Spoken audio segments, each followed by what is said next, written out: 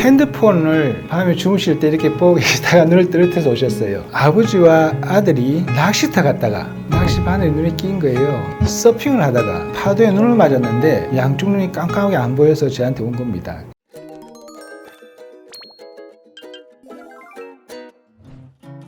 서울대에서 제가 재직 시절부터 지금까지 저희 병원에서 와주신 우리 많은 환자분께 굉장히 감사의 말씀을 드립니다. 제가 부족함에도 불구하고 저희 병원까지 오셔서 불편하신데 진료 받으신 거 보고 참 감사의 마음을 금할 수가 없습니다. 근데 제가 지금 후회스러운 거는 물론 다른 대학도 마찬가지겠지만 특히 서울대학병원은 전국에서 환자가 다 몰려요. 환자 수가 너무 많습니다. 반나절에 150명, 200명씩을 본 것 같아요. 제대로 환자도 파악을 못하고 환자 응대도 제대로 못하고 그런 식으로 해서 성심성의껏 못 본 것 같아요.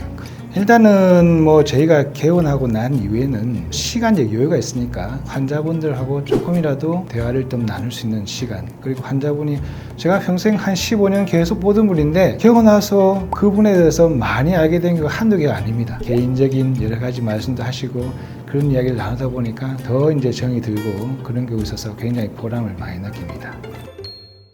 서울대는 아시다시피 전국에 많은 환자들이 오십니다. 그 중에는 다른 대학병원에서 수술하다가 도저히 안 돼서 저희 보내신 분도 있고, 막연하게 서울대라는 이름을 가지고 오셨는데 저한테 오신 분도 있고, 특히 이제 서울대에서는 제가 소아 환자들을 많이 봤어요.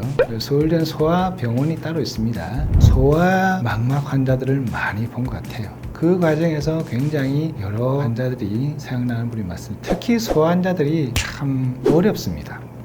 왜냐하면 소아는 본인이 눈이 아프다, 안 보인다를 표현을 못해요. 엄마가 어떻게 우연히 발견하고 데려왔는데 망막박리가 심해서 그때는 이미 치료를 해도 늦은 경우가 많습니다. 그런 경우가 참 마음이 아픈 일이 많았죠. 결국 어쩔 수 없이 수술을 많이 하게 해서 많은 수에서 이미 손을 쓸 수 없는 경우가 많아서 마음이 아픈 일이 많았죠. 그 와중에도 그 어려운 시력으로서 서울대학에 합격을 했다고 합격증을 들고 들어와서 저한테 고맙다고 하는 그런 친구들 봤을 때 굉장히 저는 정말 내 직업에 그리고 제 할 수 있는 것에 대해서 굉장히 자부심을 가지고 뿌듯한 경우가 있었습니다. 그런데 오히려 그런 뿌듯한 것보다 아쉬움이 더 많아요. 왜냐하면 제가 하는 망막 수술이라는 것이 결국 쉬운 수술이 아니거든요. 결국 많은 수에서 실패를 할 수밖에 없는 운명을 가지고 있습니다. 특히 이제 눈을 다쳐서 오신 분이 많아요. 한 분 기억나는데 핸드폰을 밤에 주무실 때 이렇게 보고 계시다가 눈을 뜨뜻해서 오셨어요. 그런데 핸드폰 모서리에 눈을 콕 찍혀서 눈이 안과 파열이 됐습니다. 그래서 그분은 결국 수술을 했는데 눈 모양은 유지를 되시지만 바깥에서 볼 때 눈이 좀 하얗게 보이고 시력을 완전히 잃으셨어요. 절대 침대에서 핸드폰 보지 마십시오. 보시려면 옆으로 보십시오. 절대 위로 이렇게 보지 마십시오. 절대. 그리고 또 한 가지는 저희 병원 오고 있지만 아버지와 아들이 낚시터 갔다가 낚시 바늘을 뒤로 당겼는데 낚시 바늘에 눈에 낀 거예요. 지금 생각부터 끔찍하죠. 그래서 그 친구가 응급실로 와가지고 낚시 바늘이 눈에 박힌 채로 왔습니다.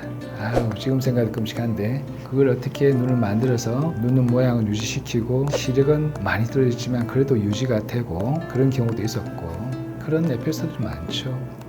특히 이제 또 고도근시인 젊은 친구가 있어요. 아주 오래된 친구인데 그 친구는 서핑을 하다가 파도에 눈을 맞았는데 양쪽 눈이 깜깜하게 안 보여서 저한테 온 겁니다. 양한 망막 박리가 왔어요. 전신마취해서 양쪽 수술을 하는데 한 8시간 걸려서 양쪽 눈을 다 수술해서 다행히 양쪽 눈 시력을 유지를 했던 그런 환자였습니다. 그래서 그때 이후로 제가 고도근시가 있는 환자들한테는 절대 서핑하지 말라고 그럽니다.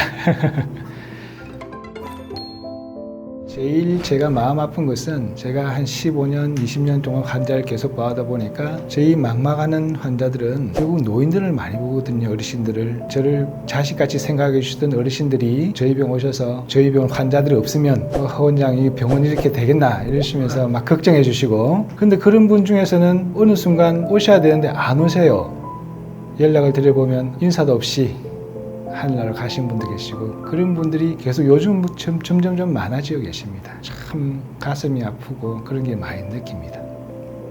굉장히 많은 환자들이 기억나지만 한 분 한 분 다 저한테 오신 분이 다 소중한 분들이고 그렇습니다.